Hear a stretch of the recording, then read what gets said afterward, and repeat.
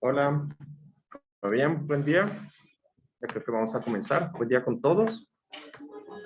Espero que hayan podido descansar un poco el fin de semana y que puedan o hayan podido de alguna forma prepararse. El examen quedó para el 29, ¿es verdad? Listo. Entonces, no se olviden, en la parte del examen, primero vamos a hablar un poquito acerca de qué esperar en el examen. Ustedes tienen en este módulo, que es el módulo D de puentes, en esta semana, ¿no? Y lo que hicimos la anterior clase, que era la parte del diseño de la viga, ¿es verdad? Entonces, el videíto de la clase yo lo completé, lo corté un poco, no sé si se fijaron, pero al final, que nos faltaba la parte del, digamos, qué hacer, el último chequeo, que era la separación, y la parte de cómo quedaría esa parte vista en un AutoCAD. Entonces la hice por aparte para terminar, porque solamente nos falta esa partecita, que era, bueno, ¿yo qué hago con esa separación? ¿No? ¿Qué significa esa separación? Entonces, para que lo revisen. Ustedes, la última partecita está completa. ¿Listo? Entonces el ejercicio ya ahí está completo. ¿Qué esperaría de un diseño de una viga, en este caso una viga T, de inicio a fin, dado pues los momentos, ¿no? Dado los momentos. Entonces, tengan en cuenta eso, no se olviden de revisar esa parte. En el contenido asincrónico, revisen ahorita el contenido asincrónico de esta semana. ¿Sí? Está un ejemplo igual, tal cual, así, de lo que es el diseño de la losa. Entonces, el diseño de la losa supone lo que sería el cálculo de las fuerzas, momentos, ¿sí? De diseño de la losa, momentos por carga muerta, momentos por carga viva, etcétera, toda esa parte. Entonces, ¿cómo yo hago el modelo y cómo yo hago el diseño? Entonces, eso está en el contenido asincrónico de este módulo D, de esta semana. ¿Estamos? Entonces, esa parte lo revisan. Sin embargo, el examen no va a incluir específicamente el diseño de hormigón. Hasta el segundo examen se salvan. ¿Listo? Entonces, para el próximo ya voy prácticamente, seguramente ya de ser un mínimo unas 3 semanas, que les voy diciendo que revisen hormigón, que revisen el tema de hormigón, que recuerden lo que es el diseño de hormigón. Ya, este es el último examen en donde no va a haber diseño como tal. ¿Listo? Predimensionamiento, toda la parte de lo que sería teoría, obviamente, como por ejemplo utilizo la tabla de los momentos. ¿Se acuerdan? La tablita para calcular los momentos de carga de la losa, cómo calcular los factores de distribución. ¿Estamos? Esa parte, pues, que no tiene como tal diseño como tal, conceptos de qué es el diseño, por ejemplo, por resistencia, conceptos. Entonces, ¿qué sería la cuantía mínima? ¿Cómo calculo la cuantía de acero de distribución? Acero por temperatura, ese tipo de cosas, ¿ya? Pero diseño por resistencia como tal, o sea, lo que hicimos en la clase anterior, de la losa o de las vigas no entra. Diseño por servicio como tal, como hicimos la clase anterior, que calculamos el método de la sección transformada, etcétera, etcétera, eso como tal no entra, ese diseño como tal. Conceptos, sí. ¿Estamos claros? Entonces, va a ser el último examen. ¿Por qué? Porque el próximo examen, ahí sí va a entrar todo. Diseño, le puedo pedir el diseño de la losa, de la viga. En el próximo examen no creo que ya no se salven. El próximo examen ya no se salven. ¿Listo? ¿Estamos claros? Conste. Ahora, ¿qué con eso quiero decir? Hicimos nosotros en clase aquí un ejercicio. Les dejo unos ejercicios para que repasen, que es hechos por mí también, de qué es lo que yo espero en el diseño. Porque, pues, en Puentes el problema que nosotros tuvimos, o mejor dicho, que yo tuve, cuando hubo toda esta parte de la parte online, es que, claro, en la universidad nos decían, pero mándenles videos de YouTube, pero es que no hay, ¿no? No hay muchos videos en este caso específicos de lo que necesito. Entonces, afortunadamente ya tenemos un montón de material que hemos venido haciendo con ustedes mismos, con sus compañeros, y que la idea es que ustedes revisen y que por favor me pregunten si no entienden algo. ¿Me entienden? O sea, no esperen al examen a preguntarme, sino vayan revisándolos. Por eso hay tiempo. El próximo examen, recuerden, los exámenes son prácticamente cada mes. Entonces, si el examen era esta semana, porque era esta semana, entonces el examen debe ser de aquí a un mes, de esta semana a un mes, más o menos el tercero. Entonces, vayan revisando el material. ¿Estamos claros? Listo. Entonces, ahí están. Yo he revisado en mis notas y estas personas son las que aún solamente tienen una participación. Y por lo tanto, pues ya tengo algunas que tienen 2 participaciones. Entonces ya estaba revisando eso porque, bueno, pasó algo en la clase anterior. Entonces, vamos a comenzar con la preparación. Entonces, para esta semana la preparación era acerca o específicamente hablando de, ¿quién me recuerda de qué era la preparación? El fenómeno de fatiga. Entonces, eso va a ser un segundo anuncio. Resulta que el tema de fatiga realmente es un tema que es crítico para elementos que están sometidos a cargas vehiculares. Primero, o sea, las vigas principalmente, ¿sí? Se diseñan a fatiga en los puentes. Pero para elementos que son de acero, ahí es que rige el diseño. Porque en hormigón no es crítico el asunto. Entonces, yo voy a pedirle a un compañero, a un colega, un ingeniero también de Colombia, que nos dé una charla que se dedica al diseño solamente de puentes. Y como el acero no es nuestro enfoque, que nos explique en una clasecita, pues, exactamente qué es el diseño fatiga en un elemento de puentes. ¿Listo? Entonces, esa charla no va a ser en clase, porque pues obviamente no puedo coordinar los horarios de clase con los horarios que él maneja de su trabajo. ¿Listo? Entonces, esa charla va a ser el viernes, pero no este viernes, sino el de la próxima semana. Entonces, si ustedes ven en el calendario, esta semana está el tema de fatiga, pues porque estaba así programado. Sin embargo, pues no depende de mi tema, o sea, no depende de mi tiempo, sino depende del tiempo que él nos va a dar. ¿Listo? Entonces, en el cronograma, la próxima semana va a estar pensado para hacer ejemplos, ¿no? Entonces, yo he puesto una semana en donde vamos a hacer ejemplos de aplicación, ya hemos hecho algunos, y la idea es complementar algunas cosas, haciéndolo aquí en clase, de cosas que no hemos hecho antes, ¿no? Por ejemplo, cómo hacer el modelo específico, cómo hacer alguna cosa específica que debería ser complementario a lo que o está grabado o lo que ya hemos visto. ¿Listo? Entonces, por favor, no se olviden para el próximo viernes, ¿sí? Voy a averiguar con él, pero voy a tratar de que esa charla sea, ojalá, en el horario de la tarde, pero voy a preguntarle con él. Pero ya tengan en cuenta por ahí que el próximo viernes, o por la mañana o por la tarde, vamos a tener esta charlita. ¿Listo? Igual va a quedar grabada en Zoom y ahí se van a unir los 2 cursos, pues porque no voy a decirle, he dado 2 charlas para los 2 cursos, va a estar complicado por el tiempo de él. Entonces, para que asistan a esa charla, les recomiendo que asistan.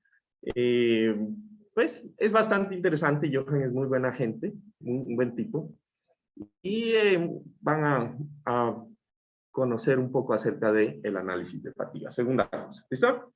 Entonces, vamos aquí con las presentaciones.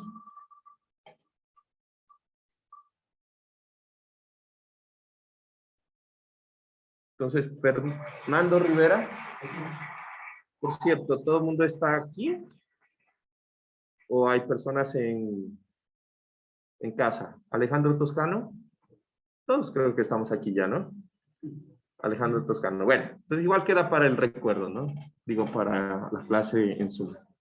Listo, entonces Fernando, después Fernando Rivera, un segundo aquí porque después se me complica el asunto. Coding progress. ¿Listo? El siguiente va.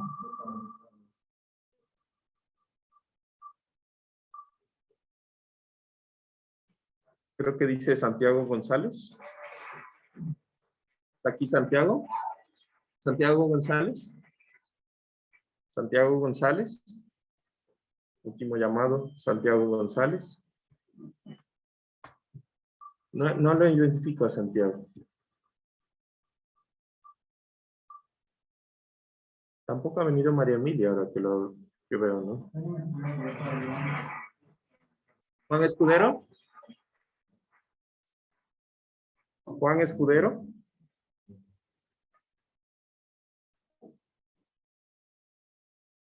Juan Escudero. ¿No?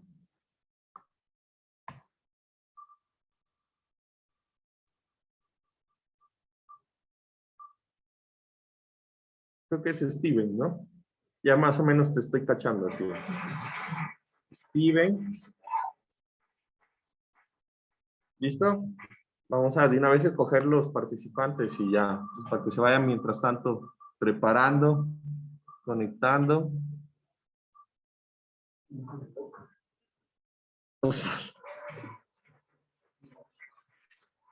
Osvaldo Jiménez. ¿Ah? Osvaldo Jiménez. Mi amigo se muere por presentar. Ya, sí, me toca el último, profesional. Ya, pues presenta, ya, para que no te estreses ya, Fabián. Y Fabián es el siguiente. Ay, madre, ya. Fabián. A ver, espérense. Entonces, llamo. Juan Escudero. Está, ¿es verdad? Santiago González. Tampoco. Entonces, de ahí ya están ahí los 4 en el orden que dije. ¿Listo? Entonces, ¿quién era el primero? Ya me olvidé. Yo, perdón. Entonces,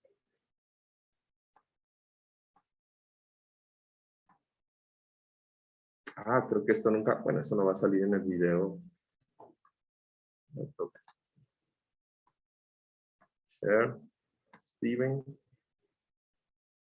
Y ya, ahí pueden presentar, en teoría. Espero que no te haya llamado a ti. ¿Lo llamé? Puta, mi amigo. Este martes. Listo.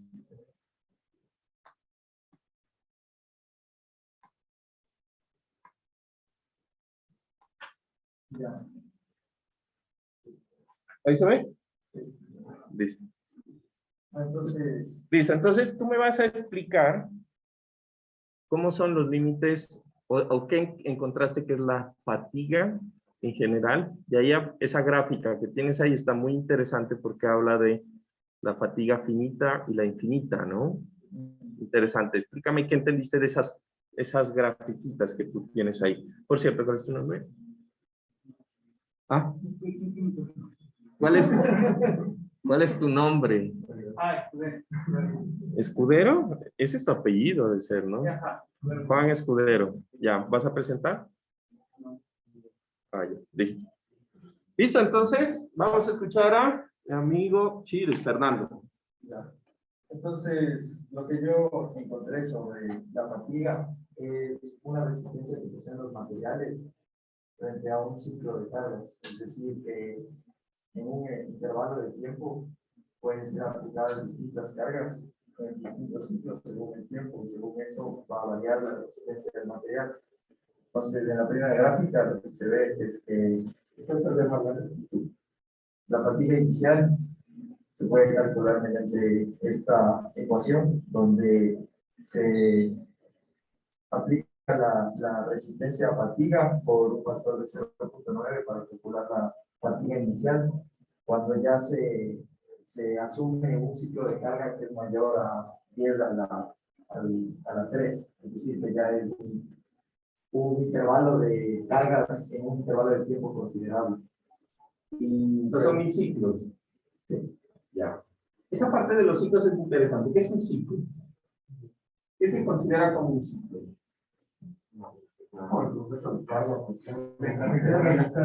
Estamos hablando de fuentes. ¿Qué sería un ciclo? Sería como una pasada. Una pasada de camión. Bueno, realmente aquí cuando estamos hablando de fatiga, recuerden que igualmente nosotros transformamos el número de ejes de vehículos a números equivalentes y cosas así. Eso no aplica así. Cuando pasa el vehículo, pues genera un ciclo. ¿Por qué yo digo que no importa, o en general, por qué no estoy diciendo que pase el camión de diseño?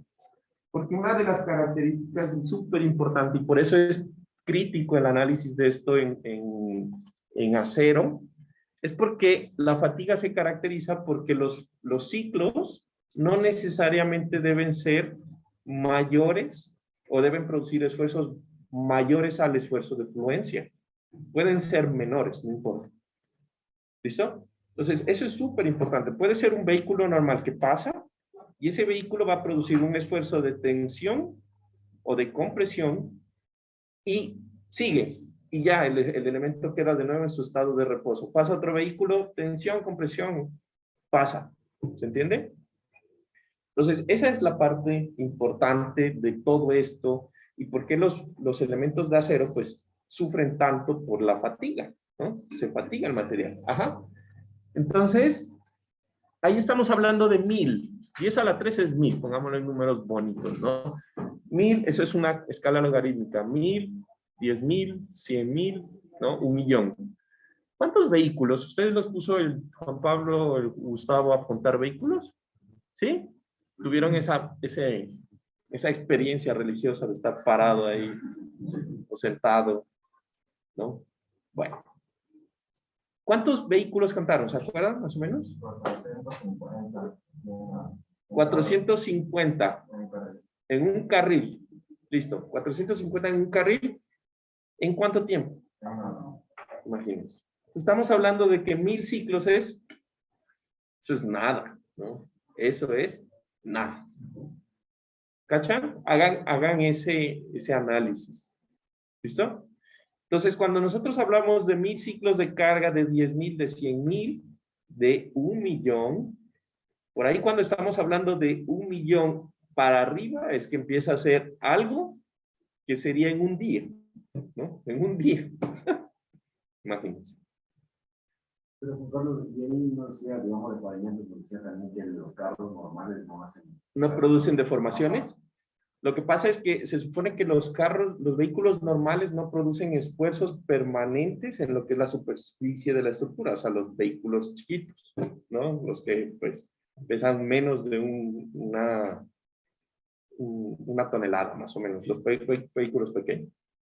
Pero nosotros estamos hablando de la fatiga de los elementos de acero. Entonces, por más pequeño que sea, va a producir una fuerza y un empuje que va a deformar poquito, puede ser poco, pero va a generar una deformación, ¿no? Entonces, sí, los vehículos pequeños casi que no, las motos obviamente no, ¿no? Pero bueno, es algo que se debe considerar, ¿no? Entonces, ¿qué más encontraste ahí? Eso de la vida infinita me pareció interesante. Uh-huh. Cuando los ciclos de carga pasan 1,000,000, se considera que el material, si logra resistir esta fatiga, se puede considerar que tiene como vida infinita el material. Vida infinita a fatiga. A fatiga. Ya. Entonces, esta gráfica tenemos que pensarla de una forma supremamente específica, y bueno, lo va a hablar de pronto mejor Johan, no me va a meter en eso, pero algo que habla de la vida infinita es, si yo logro hacer un diseño para que para cualquier condición de carga, mi elemento sufra deformaciones con esfuerzos menores a este límite, pues ese elemento nunca va a tener problemas por fatiga, ¿no? Entonces, hagan de cuenta que yo pongo y hago una viga y los esfuerzos en la viga están por acá, pero mi vehículo o mi puente empieza a tener ciclos por encima de este nivel de esfuerzo. Entonces va a pasar que en algún punto, pues, el elemento va a tener una resistencia, un esfuerzo de rotura mucho menor al que está sometido y pues puede llegar a fracturarse y romperse, ¿no?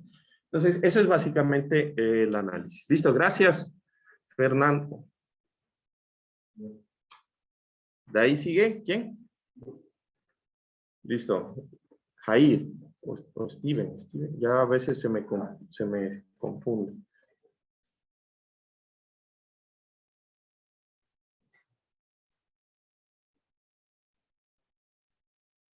¿Saben cuántas semanas de clase vamos? ¿Serán 7? Creo que son 7. ¿Será 7 semanas de clase? ¿O más?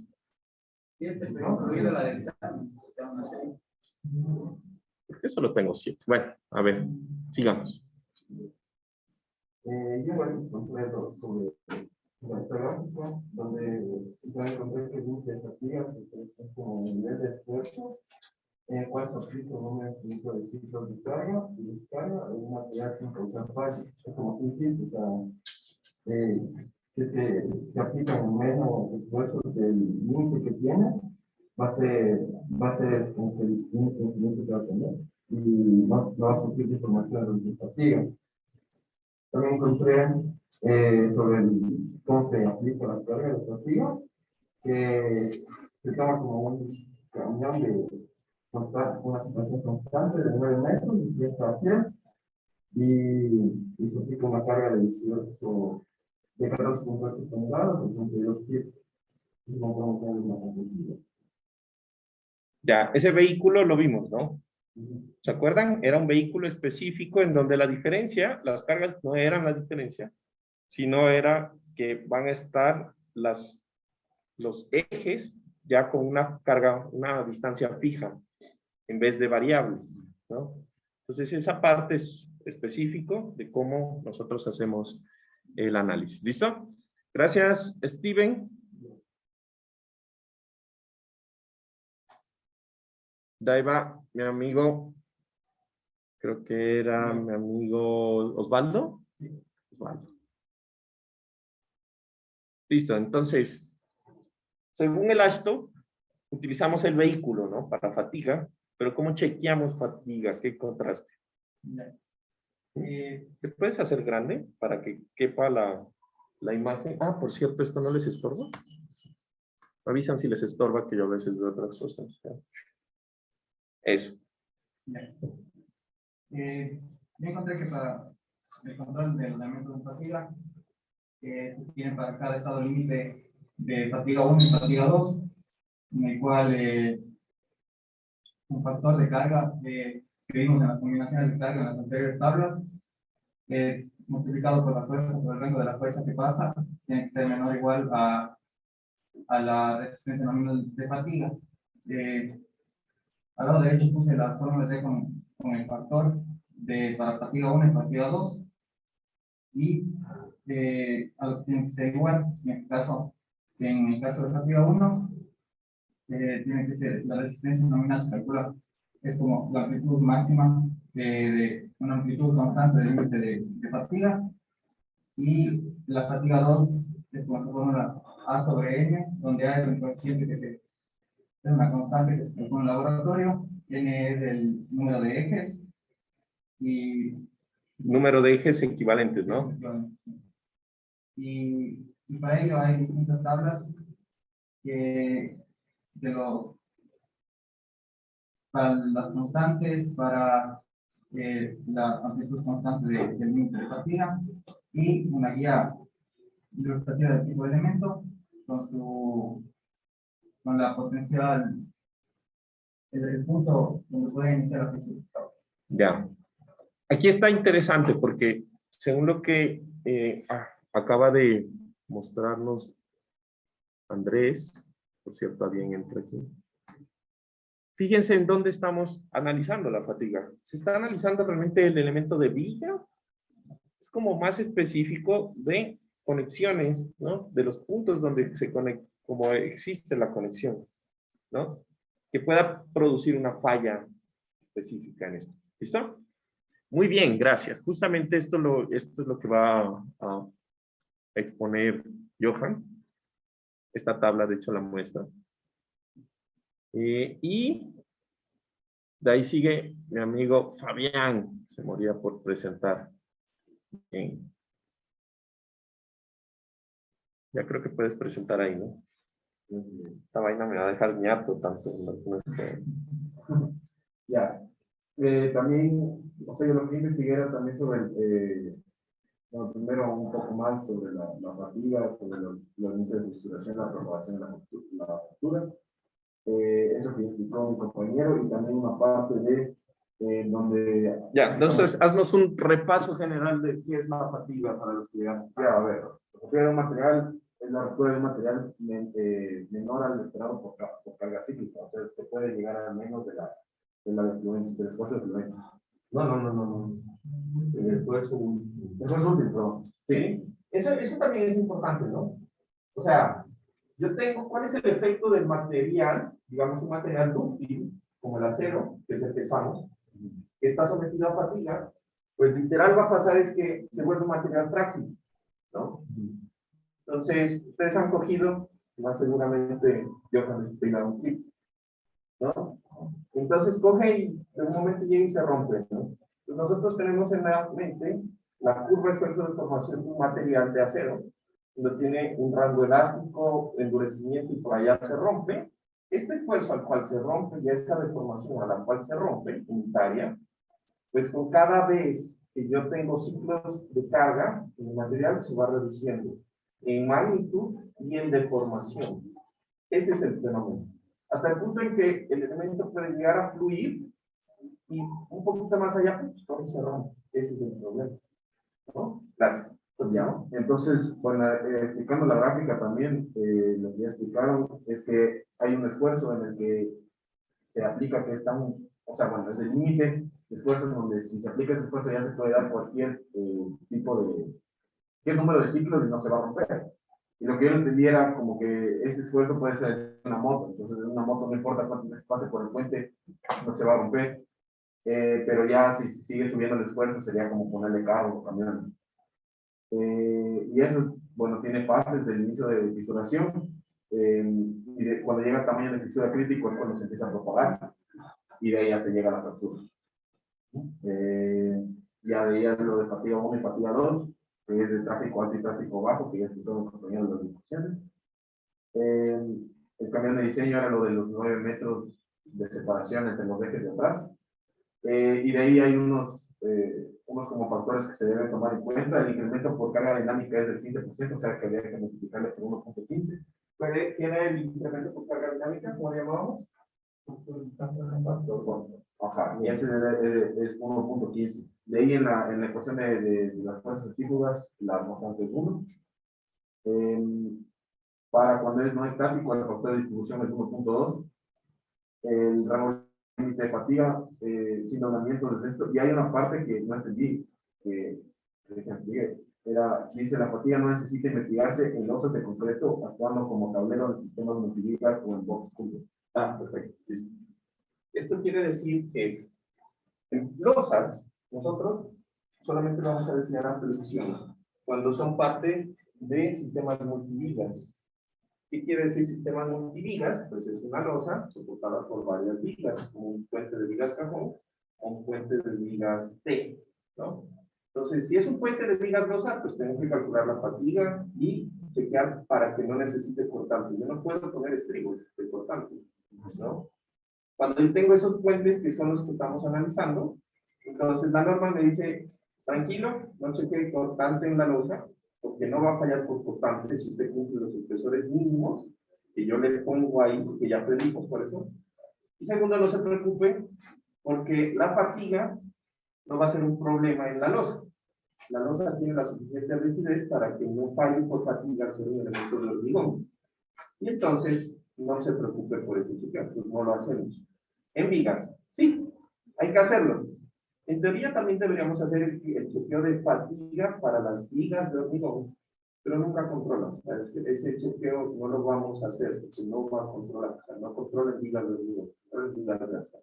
¿Listo? Y ahí lo que investigué en el caso también era lo de la frecuencia, que es una ecuación que es justo lo que cuántos carros pasan al año. Dice promedio diario de camiones de un carril, el número de camiones por día en una dirección y la creación de tráfico en carril, y eso se saca igual de una tabla de datos. Y de ahí una cosa de la gente que camina, pero que no tiene mucho que ver, o sea, no llega a carril. Y eso. Listo. Entonces, creo que tenemos un poquito general la idea, ¿no? Entonces, con resumen, el ASTO lo que va a hacer es controlar los esfuerzos. Eso es lo que va a controlar.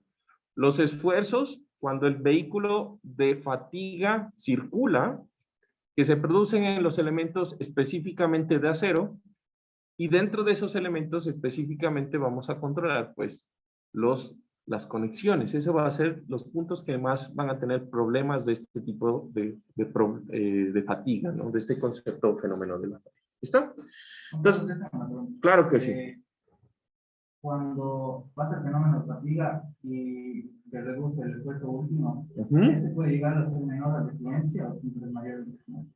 En teoría, pues podría llegar a ser un poquito, no puede ser menor al esfuerzo, ese que decía el esfuerzo límite, se llama el límite de fatiga infinita. Y ese límite de fatiga infinita generalmente no es menor, o sea, no es menor al esfuerzo de fluencia. Pero en cambio, pues puede llegar a ser muy cercano, ¿no? Listo. El problema es que en los ensayos de fatiga, por ejemplo, aquí no podemos hacer un ensayo de fatiga, porque no podemos controlar una máquina o no tenemos una máquina que haga ciclos y que estamos hablando, ya se dan cuenta, ¿no? 1000, 10.000 ciclos, 1.000.000 de ciclos de carga. Y el ensayo, como todos los que ustedes ven o que aprenden en laboratorio, pues son ensayos normados. ¿A qué me refiero? Pues que es la velocidad de carga debe ser controlada, debe ser un nivel de deformación controlado, un espécimen controlado. Bueno, esa parte sería interesante hasta ver qué sucede, ¿no? Listo, entonces con esto terminamos la parte de las presentaciones como tal y nos vamos a meter de lleno al tema que nos ocupa el día de hoy. Entonces resulta que vamos a continuar con lo que es el diseño por cortante. Entonces vamos a arrancar primero con conocimientos generales. ¿Qué es lo primero que yo necesito cuando quiero hacer el diseño de cortante de una viga, por decir, para edificios? No importa cuál, qué viga. Una viga para edificios. Y es pregunta abierta. El que quiera contestar, por favor, conteste. Y si no, voy a tener una selección democrática.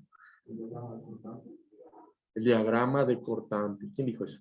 Ahí, bien, muy bien. El diagrama de cortante. ¿Por qué el diagrama de cortante?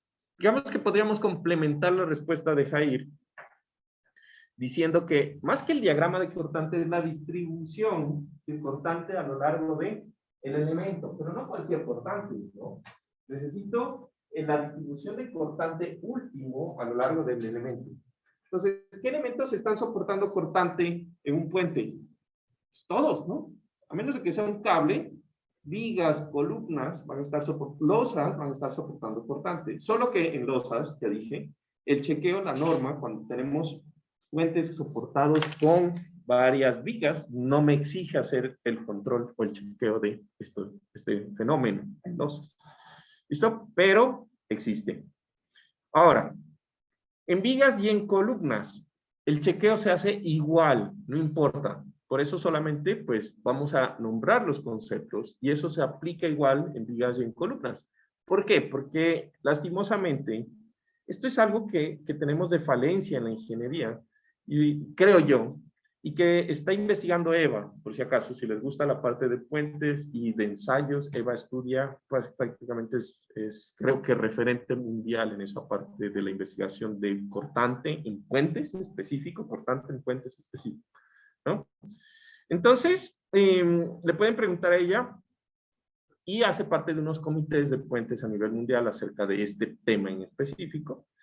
Pero entonces, lo que sucede es que nosotros tenemos diseño a flexión, tenemos diseño puro a carga axial, tenemos flexo, tensión o flexo compresión, que son los diagramas de interacción, pero nunca metemos flexo cortante axial, por decir, ¿no? Entonces pasa algo que me parece, no sé, está como chistoso. Y es de que cuando ustedes ven mecánica de materiales aprenden algo que se llama esfuerzos combinados. Y en los esfuerzos combinados yo debo combinar todo el estado de esfuerzos en algo que se llama el círculo de Moore. ¿Recuerdan? Y bueno, yo voy a diseñar y digo, no, pues ¿sabes qué? El cortante no pasa o no genera fenómenos simultáneos con la flexión y la carga axial. Y no tiene sentido esas. Pero bueno, así sucede. Entonces, después de lo que dijo Jair, tengo una distribución. Entonces, voy a tener una distribución de cortantes, pero hay que recordar que esa distribución de cortantes debe ser mayorada. Como vamos a utilizar el método del RFD, la mayoración se va a hacer en función del estado de resistencia última o estado límite de resistencia para puentes. ¿Sí? Entonces, el chequeo a cortante es un estado límite no de servicio, es un estado límite de resistencia última. ¿Estamos de acuerdo? Igual que en edificios. Eso se va a mantener. Y entonces, lo siguiente que yo debo decir es que en el proceso de diseño tengo la distribución del cortante de resistencia. ¿Y qué es lo que debo decir? ¿O qué es lo que debo chequear? ¿Qué se acuerdan de su clase de hormigón?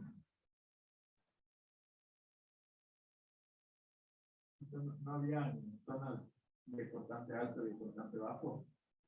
Zonas de cortante alto y cortante bajo. ¿A qué te refieres con eso?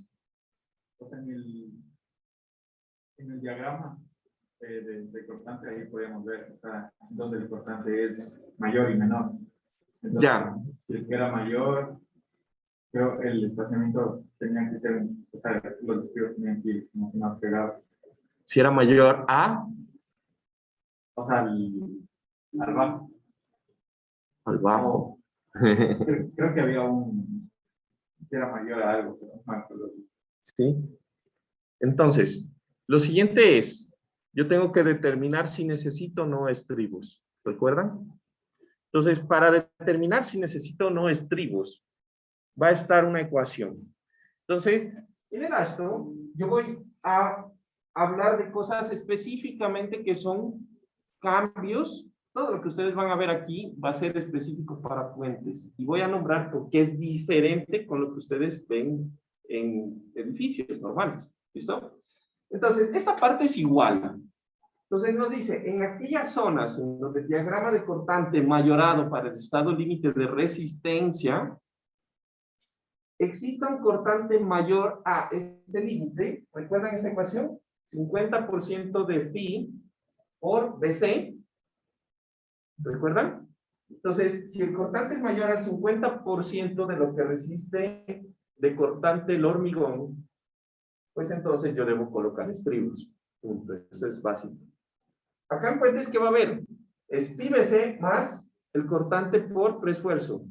Pero aquí yo lo he tachado porque no vamos a ver preesfuerzo. Esa parte pues se la dejo a Fernando para que ustedes revisen con Fernando esa parte, ¿no?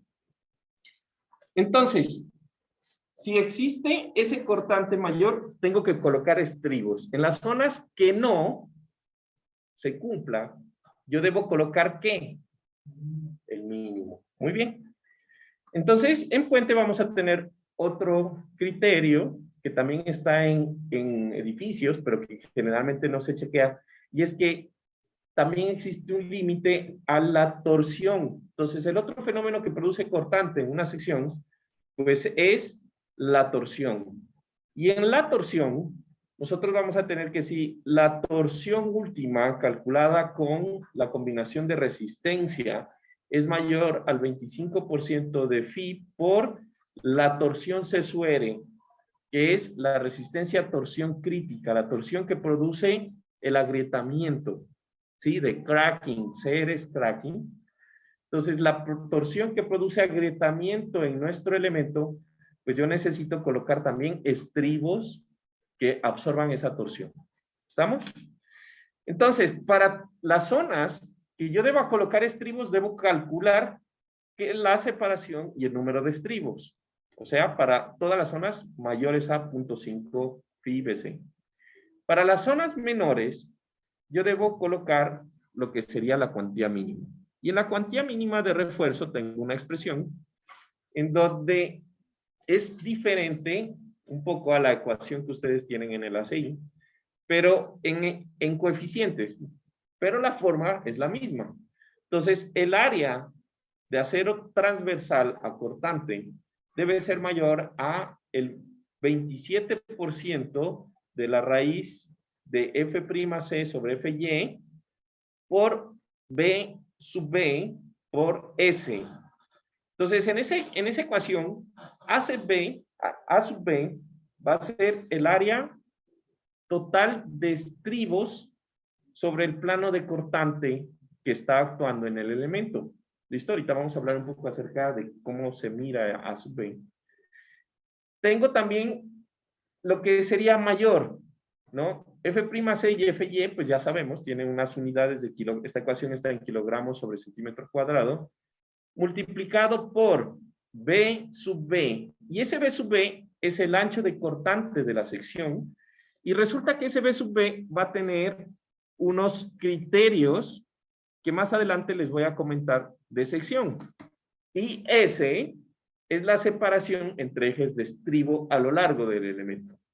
¿Listo? Entonces es una ecuación muy parecida a la que nosotros usamos tradicionalmente. No tiene nada de raro esa parte. ¿Listo?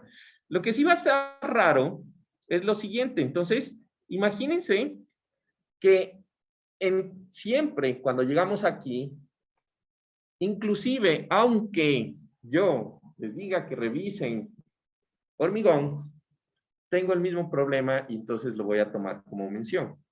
Entonces, ¿cómo vamos a saber cuánto es el área de cortante de los estribos? Entonces, resulta que yo tengo una sección transversal y voy a borrar un rato esto para que me cachen mejor. Yo voy a tener una sección transversal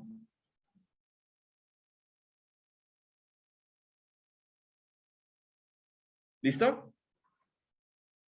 En donde en esa sección transversal tengo 6 varillas y tengo 2 estribos, un estribo cerrado y un estribo que le llaman sísmico, ¿no? ¿Estamos de acuerdo? Entonces, yo me voy a imaginar que tengo, en esta sección puede ser una viga o una columna. ¿Cuál es la diferencia entre una viga y una columna? Principalmente es que el cortante en una viga es sobre un eje unidireccional y en una columna yo tengo un cortante en 2 direcciones.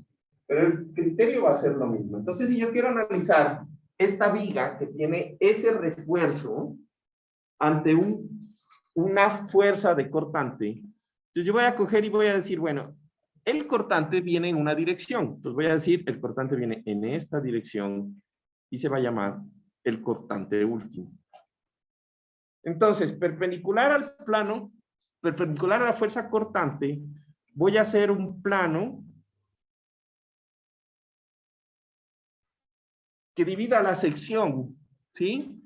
Y en los puntos en donde ese plano intercepte los estribos, yo voy a tener aquí las áreas de estribos que yo voy a sumar para calcular lo que sería el área A sub B de corte. ¿Se entiende en ese estado?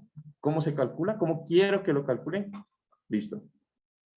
Entonces, si ustedes hacen el ejercicio al revés, o sea, supónganse que yo tengo ahora el cortante, pero en este sentido. B sub U. ¿Cuántos estribos o cuántas áreas, suponiendo que yo tengo el mismo estribo, cuántas áreas debería sumar si el cortante es así, horizontal? Solo 2. ¿Se entiende? Ojo, tengan en cuenta eso porque va a cambiar la dirección del cortante. ¿Estamos? Bueno, entonces, quiero que tengan en cuenta eso porque he visto que ese es uno de los errores más frecuentes cuando hacen el diseño cortante. Para que lo tengan claro y no lo cometan, pues en el examen. Si lo cometen, ya saben, te lo dije. ¿Listo? Ok. Ahora, criterios. El detallamiento. Entonces, ustedes recordarán por su clase de hormigón que la distancia que hay entre una varilla que está tomada por un estribo aquí en un ángulo y la siguiente, que sería en este caso esta varilla que tiene un estribo agarrado, o esta que está acá, pues tiene unos criterios de limitaciones máximos, ¿no? Entonces, ya el ACI me dice, bueno, entre varilla y varilla están así amarradas con estribos, no pueden haber una distancia mayor a unos valores. ¿Listo? 6 pulgadas, entre extremos son 15 pulgadas, bueno, un montón de cosas. Esos mismos criterios se usan aquí. Entonces, recuerden esa parte, son los mismos criterios de detallamiento estructural. Entonces, a veces, el detallamiento estructural de una viga es más fácil si yo empiezo a hacer el detallamiento de las distancias máximas o mínimas que yo necesito, y de ahí chequeo si eso me cumple a cortante. Ese sería, pues, el esquema más sencillo. Cumplir los requisitos mínimos de distancias y ver con ese acero que me queda, ver si cumple a cortante. Esa sería, pues, la idea inicial. ¿Listo?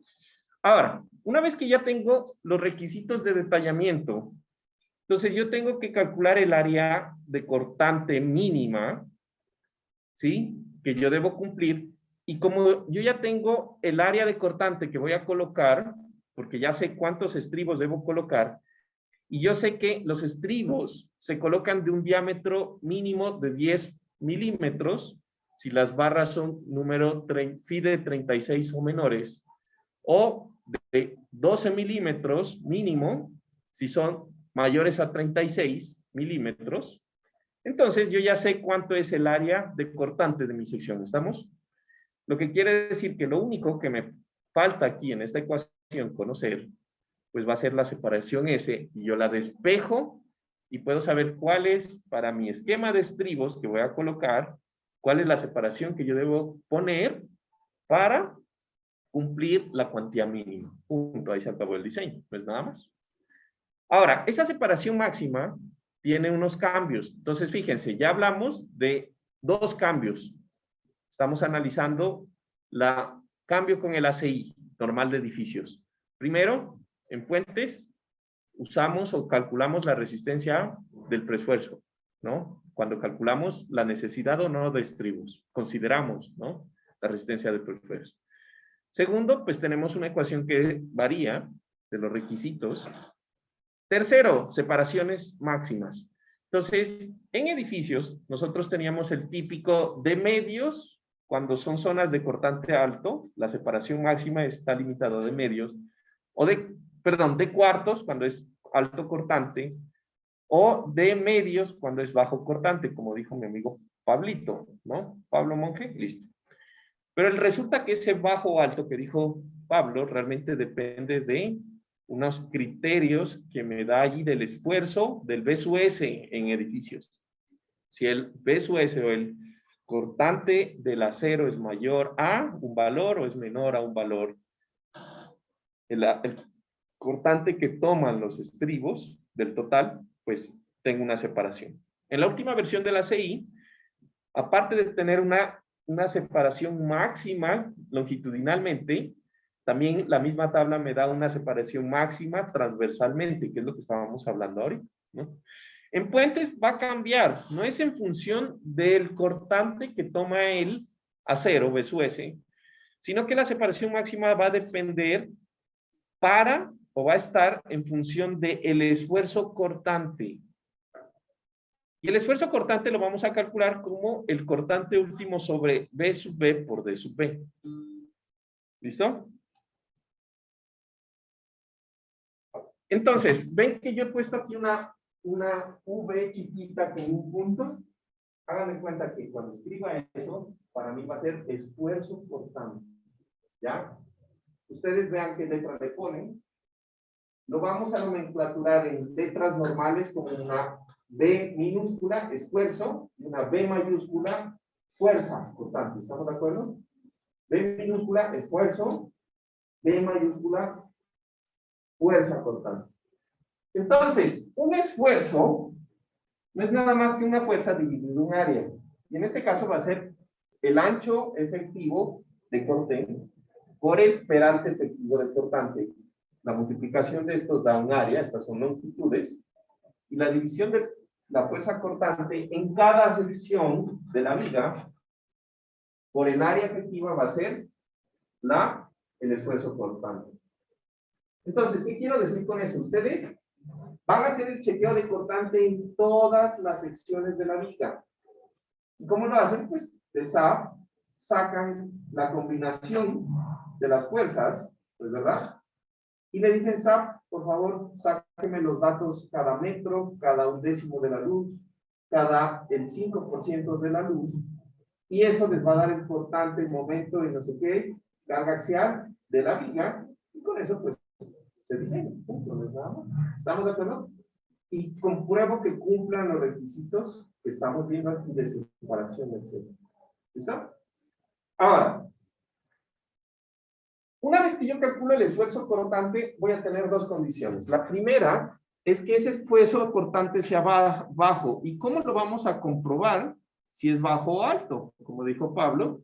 Pero realmente ese concepto es muy abierto cuando decimos bajo o alto. Y entonces en la norma han decidido lo siguiente.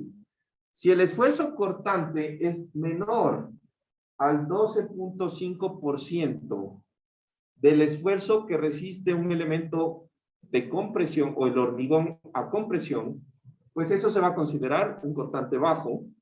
Y entonces la separación máxima va a ser igual al mínimo entre el 80% del peralte efectivo a corte de sub B o 60 centímetros, lo que sea menor. Y si el cortante o el esfuerzo cortante se considera, vamos a considerarlo alto, cuando sea mayor o igual al 12.5% del esfuerzo F'C. Y en ese caso, cuando se considera alto, los límites de separación se reducen a la mitad. Entonces, en vez de ser el 80%, vamos a tomar como máximo el 40% de D sub B, del peralte efectivo a corte, o 30 centímetros, el que sea menor de los dos. Entonces, quiero que se fijen aquí en una cosa. Fíjense esta expresión, la ecuación, en donde yo tengo los lineamientos, esta de aquí. Entonces, yo lo único que hice fue en la segunda línea despejar la ecuación. ¿Estamos de acuerdo? Y entonces, aquí yo estoy calculando que la relación entre el cortante, el esfuerzo cortante y el esfuerzo a compresión es menor a 0.125, punto. Esa es una relación. ¿Estoy faltando ahí a las matemáticas? No. Entonces, ¿por qué les hago mención? Porque recuerden que este factorcito que estamos viendo abajo, lo vamos a usar después en algo. Entonces, ya lo tenemos calculado de antemano, ya sabemos, ¿sí? Y podríamos saber directamente lo que es la separación solamente con calcular ese factor. ¿Listo? Ok. Ahora, de aquí, de las ecuaciones que hemos visto, lo importante es saber lo siguiente. De las ecuaciones que hemos visto, lo importante es saber cuál es el ancho de corte y cuál es el peralte efectivo a corte. ¿Listo? Entonces, quiero que recuerden un poco lo que ustedes ven en hormigón acerca de la resistencia o el estado de resistencia última de un elemento. ¿Listo? De un elemento. Entonces, el estado de resistencia última de un elemento está definido por la metodología de bloque de compresiones de Whitney. ¿Estamos de acuerdo? Y lo mencioné aquí. Dije, bueno, en estado de resistencia última debe asociarse a un estado de bloque de compresiones de Whitney. Un estado de servicio, método de la sección transformada o el método elástico. De una, en la mente, sin saber, ¿no? No se mezclan esos dos. Entonces, el cortante se analiza en un estado de resistencia última. Y entonces yo voy a tener un bloque de compresiones de Whitney que se llama A. Whitney le puso A. Y que es esta profundidad que yo marco aquí, que se calcula con esta expresión para una viga simplemente reforzada. ¿Estamos? Y que es un bloque uniforme de esfuerzo uniforme que va a lo largo del ancho del elemento y que tiene una magnitud de, ¿cuánto era? La magnitud del bloque de compresiones de Whitney, el esfuerzo, 0.85 F'. Lo que quiere decir que la resultante de ese bloque se encuentra en el centroide de ese volumen rectangular que está justamente a la mitad del ancho B sub B y a la mitad de la altura A o A menos. ¿Estamos de acuerdo? Listo.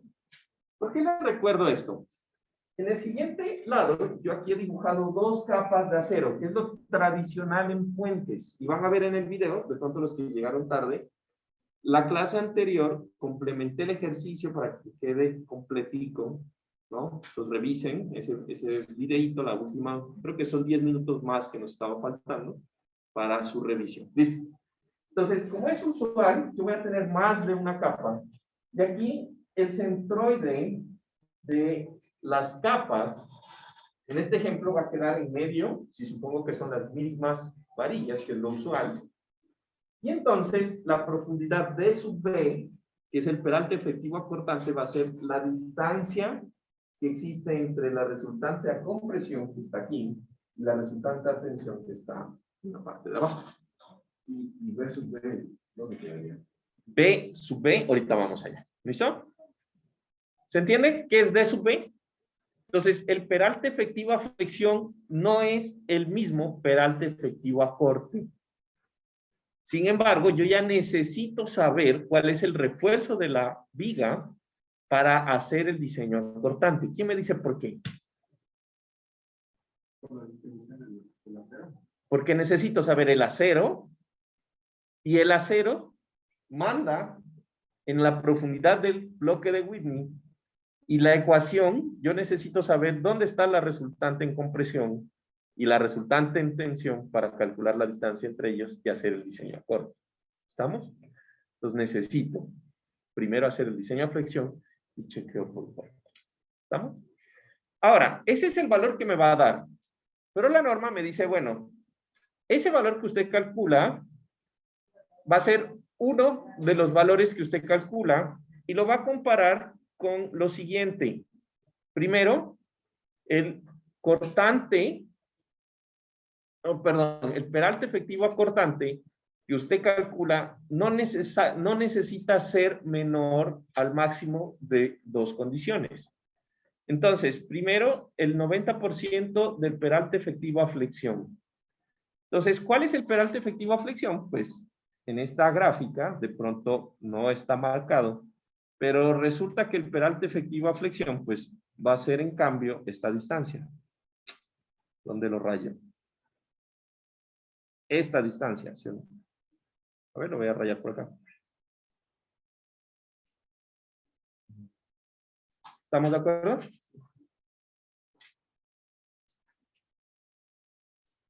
¿Listo? Entonces, el 90% de ese valor o el 72% de la altura H del elemento. ¿Listo? Y ya. Entonces, en última, resulta de que usted va a coger y va a calcular los tres y va a coger el máximo de los tres. Punto. No es nada más. A la larga resulta en eso. ¿Listo? Usted coge el máximo de las tres condiciones. Ahora, suponiendo que el D sub B que usted calcula le da un valor de 50. El 90% del peralte efectivo le da 60. Y el 72% de la altura le da 80. ¿Cuál es el valor de su D sub B en este ejemplo?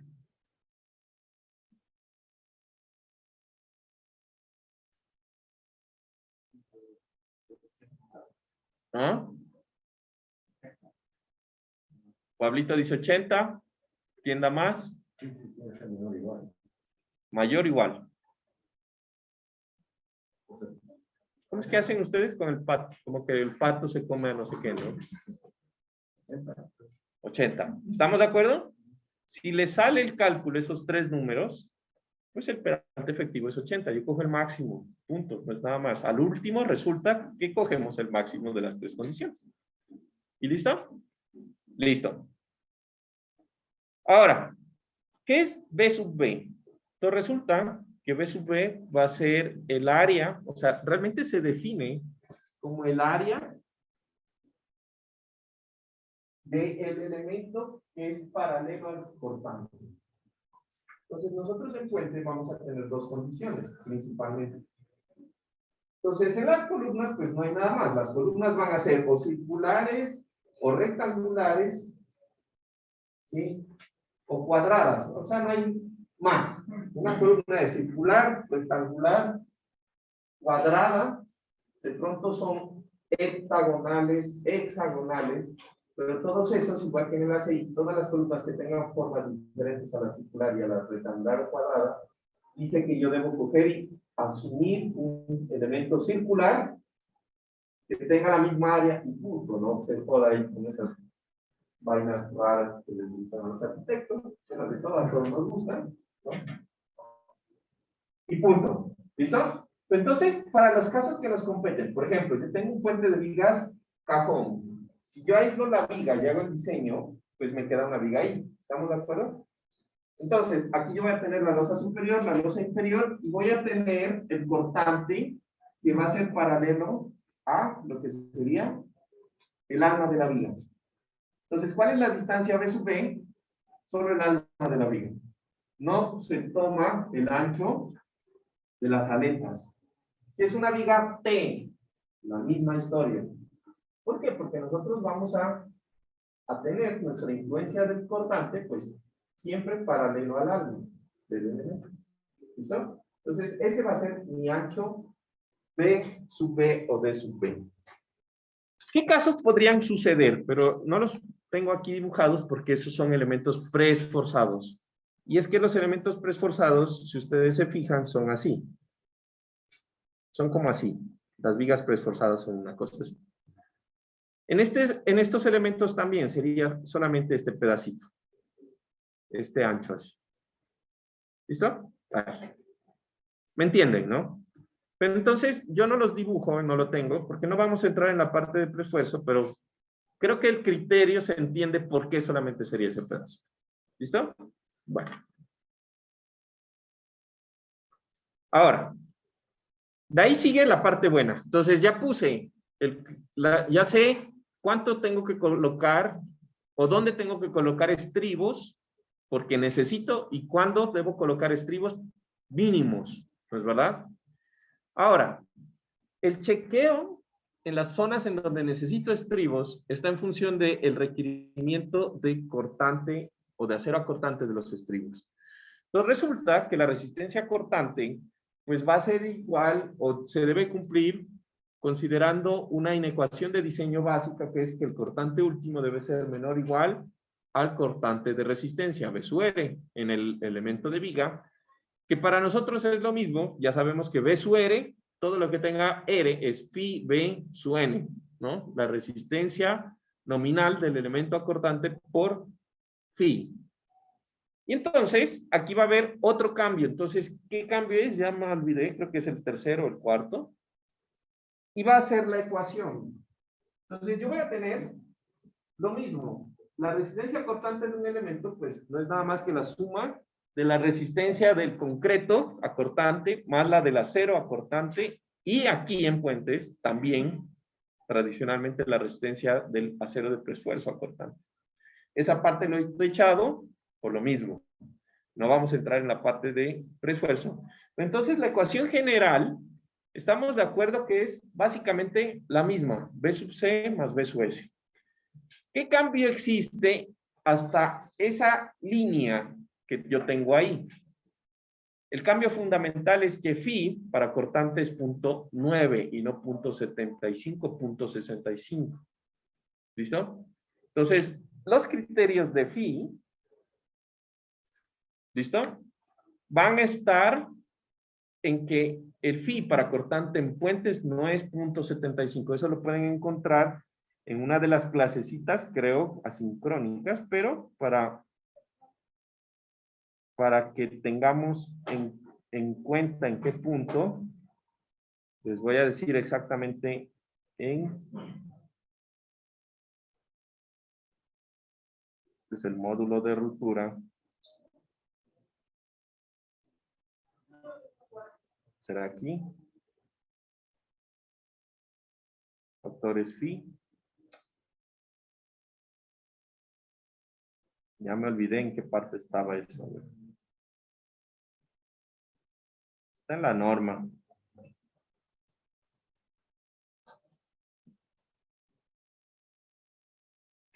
Bueno, ahorita ya no lo voy a buscar más porque vamos a perder tiempo. Pero hay una tablita. ¿Será en esta? No. ¿En esta? No me acuerdo en qué clase. Bueno. El phi diferente, otro cambio, ¿no? Phi de cortante diferente. ¿Cuál es el otro cambio? El otro cambio está en que la resistencia del concreto, phi B sub C, se va a calcular con esa expresión, en donde esa expresión tiene un beta, que nunca lo habíamos visto antes. Entonces es 0.265 por beta por la raíz de tu' C por B sub P y por D sub B. Entonces, este factor beta tiene una cosa interesante y eso lo vamos a analizar un poquito más a detalle más adelante, cómo se calcula.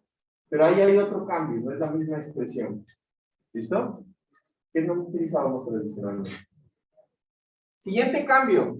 Entonces, tengo que la resistencia del acero va a ser igual a la área de cortante de acero por F y E por D sub B, la misma cosa. Y aquí empieza a ver cotangente de teta más seno de alfa, y eso todo multiplicado por el seno de alfa y dividido por S, que es la separación de los estribos. Entonces, en esa parte, realmente la importante es saber qué son esos, son ángulos. ¿Estamos? Teta y, en este caso, teta y alfa son ángulos.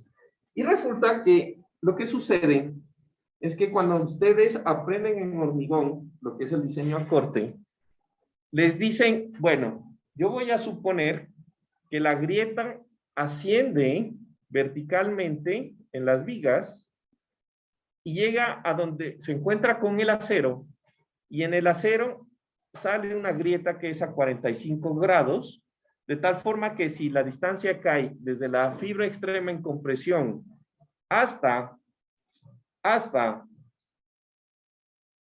la barra de acero longitudinal, la tensión es D, como la grieta es a 45 grados, la grieta se extiende por un ancho que es igual a D.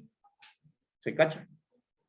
Y por lo tanto, los estribos que me cosen esa grieta para que el elemento no se rompa, van a ser iguales al número de estribos que hay en ese pedazo, que se pueden calcular como D sobre la separación de los estribos. ¿Recuerdan esa clasecita de hormigón? Básicamente, eso es lo que nosotros calculamos, que es el área de acero que ayuda a soportar ese cortante. Entonces, ¿quién dijo que eso era 45 grados? ¿No? Entonces, resulta que en puentes, sí vamos a calcular a cómo está esa inclinación de las grietas. Las grietas no son a 45 grados. Y recordando lo mismo que les mencioné hace un momento, pues las grietas van a depender del estado de esfuerzos del hormigón. El hormigón se agrieta cuando la tensión en su plano de tensión máxima supera el esfuerzo de rotura a tensión del hormigón.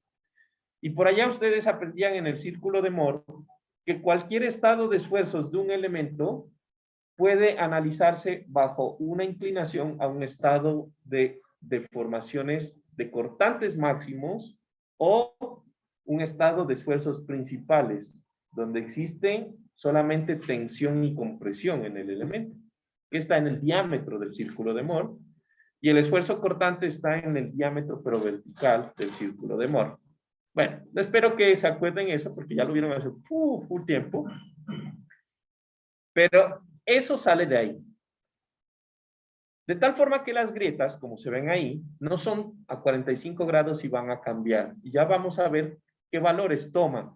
Pero de aquí, yo quiero que se lleven esto. El ángulo teta es el ángulo de inclinación.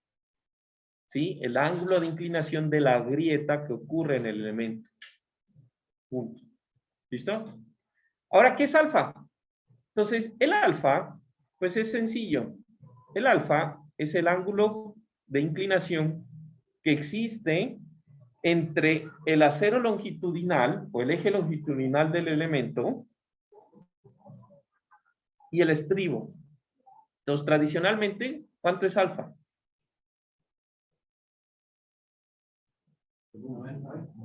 90. ¿Sí o no? Entonces, si ustedes reemplazan 90 en esa ecuación, el seno de 90 es 1. Verán, el seno de 90 es 1.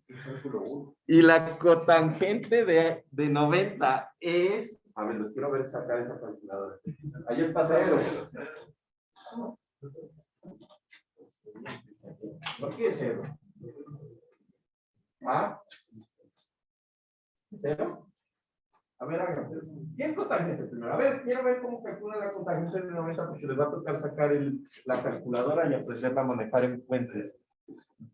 Ah, ¿sí te dio 0? Te doy un premio. ¿Sí? ¿Cómo te puede dar 0? Ah, ¿de 90? Sale error, ¿no? Error. ¿Por qué debería ser 0? ¿Por qué debería ser error? Pónganle a 0 sobre 0. ¿Ah? Sería 0 sobre 0. Es 1 sobre 0. Habrá pues la división sobre 0. Te doy un premio de la patente a la división sobre 0. Tiende a 0. Coseno sobre 0. 0. 1 sobre 0. Es 1 sobre 0. Es 1 sobre 0. ¿Estamos de acuerdo? Sí, porque coseno no. 0. No, 0 no, es 0 sobre 1. Es 0 sobre 1. Ah, sí, es 0. Toca premios. Toca premios. A ver, ya me pusiste a dudar. Una sobre la tangente de... La tangente de 90, ¿cuánto da? Ese es 0. Ese es tiende a 0. Tiende a 0. Y por eso es que sale el error. Ah, sí, sí, tiene toda la razón. Sí. Pero bueno, tradicionalmente da error. Tiende a 0. ¿Estamos de acuerdo? Ok. Entonces, ¿qué me queda ahí? Para ángulos a 90 grados.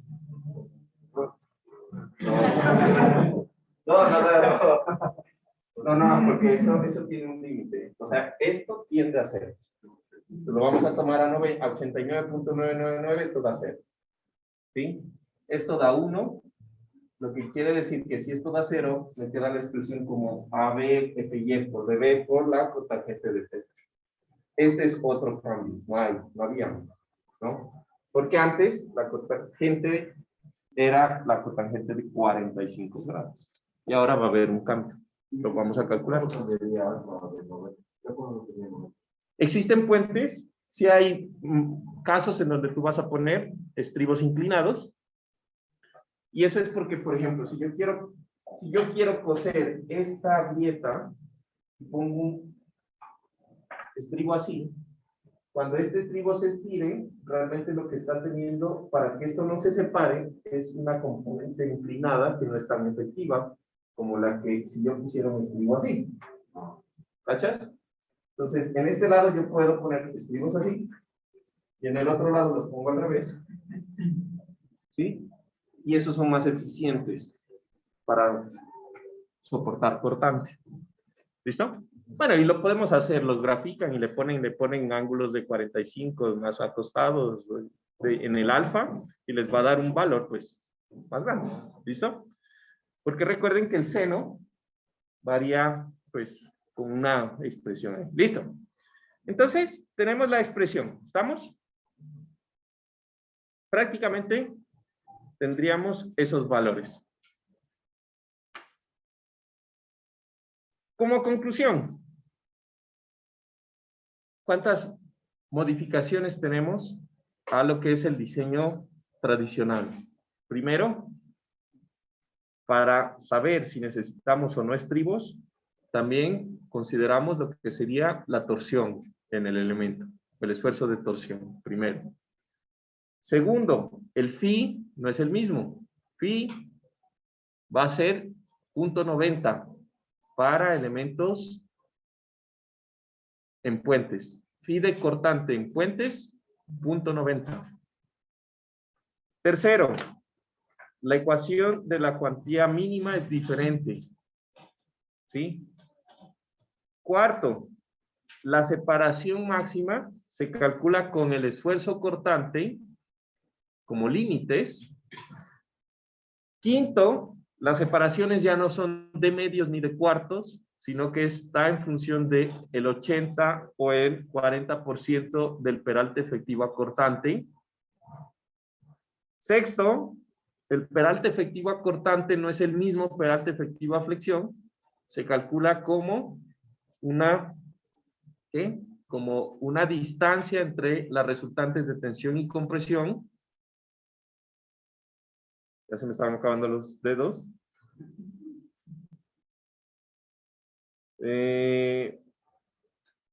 Séptimo, la resistencia acortante del hormigón cambia a otra expresión, es otra expresión en donde se utiliza el factor beta, ¿no? De análisis. Octavo, la resistencia del acero acortante considera la inclinación del cortante o de la grieta en los elementos de puente en función del estado. Ya vamos a ver que ese beta va a depender de algunas otras cosas. Y esto es lo importante, ¿no? Ese teta va a depender de la interacción entre el momento, la carga axial y el cortante que hay en el elemento, que tiene sentido, ¿no?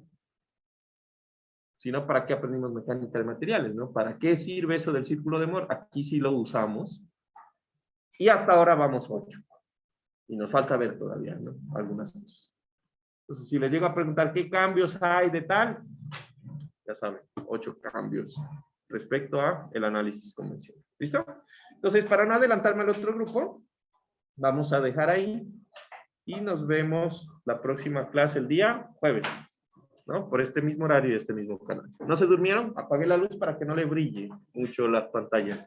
Que ese tablero brilla mucho. ¿Ahí está mejor? Listo, no se dormirán por allá atrás, ¿no? Entonces, que estén muy bien y nos vemos la próxima clase.